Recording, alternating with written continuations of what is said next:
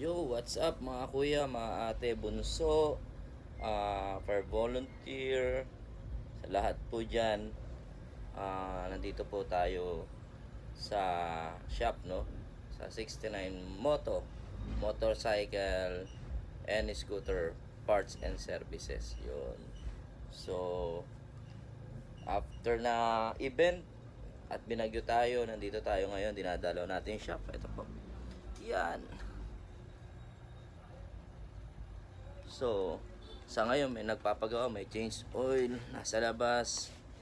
Ah, lagi po natin tatandaan kung ano po yung motto namin.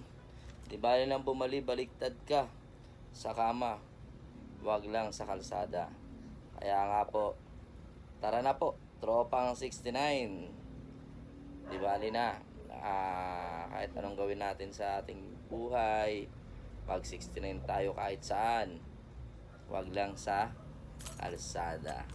Yan. Pag po iba iisipin sa 69, ang ibig po namin sabihin na kahit na bumali-baligtad ka, papatrabaho, dahil sa dami ng trabaho, kung anong gagawin mo, and then sa kama, yan, is, wag lang sa kalsada. So, laging safety first po, lagi iisipin.